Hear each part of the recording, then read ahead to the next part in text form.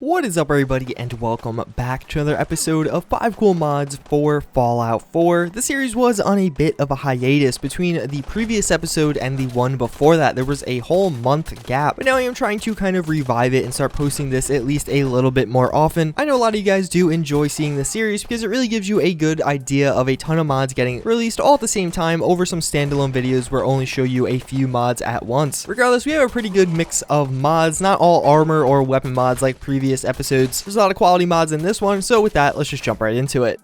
So the first mod I do want to show you guys is buffed Minutemen Militia. Basically, what this mod is going to do is change the level list integration for a ton of the Minutemen. So after installing this mod and interacting with the Minutemen, you're going to notice they have much better weaponry and much better armor. Much more often now, you'll find them spawning with, again, higher end weapons, but even beyond that, just some combat armor to help them get those defensive stats up. It makes the Minutemen just much more viable, especially if you're using those signal flares. It does add in totally standalone NPCs that are essentially Minutemen with some more power armor and some just higher end armors in general. I think this is a great mod and a great addition to the game. The Minutemen otherwise weren't really that relevant. If you took a group of Minutemen and a group of Raiders, the Raiders won every single time unless they were really low level Raiders. Minutemen being such a unique faction to Fallout 4, I really expected a little bit more from them out of the vanilla game, and I think this mod does a good job at trying to aid that. It doesn't completely fix the problem, but it's definitely a great first step, and I'm excited to see what kind of updates we get in the future.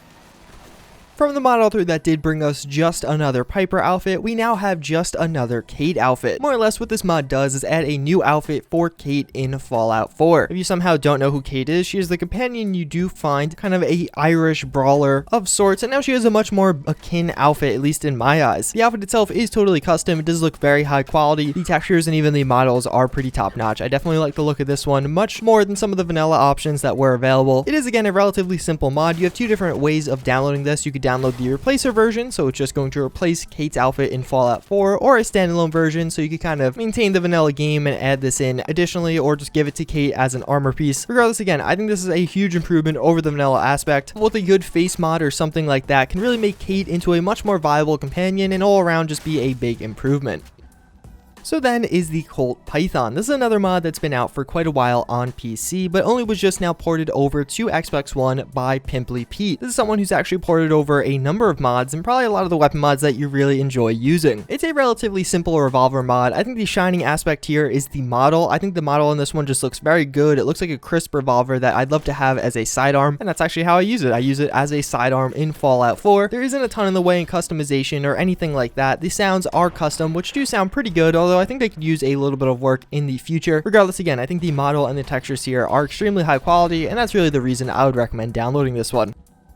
Aloot's home plate. This is a really cool mod, one I totally overlooked the first time it did come out. What this adds in is a ton of changes to home plate in Diamond City, that being the player home you can purchase. Previously, it was kind of run down. I didn't actually think it was that impressive at all, in large part just a bit underwhelming. Well, after installing this mod, it totally redoes the whole place. There's a ton of custom artwork and just it looks very filled. This actually has a very Eleanor vibe to it. I don't know if Aloot is inspired by Eleanor or even vice versa, but regardless, the house itself does look very good. There's tons of details everywhere. Everything looks like it is very lived in, which obviously is appropriate for a player home. And even beyond that, this actually changes it to a proper settlement, so you could send companions and different settlers there now if you would like to do so. I know it's a frustration a lot of people did have in vanilla Fallout 4. You couldn't otherwise send companions to just hang out at your home if you wanted them to, but now you can. And it also adds in a ton of bed space, so you can have places for them to sleep. They're not just going to be sleeping on the floor.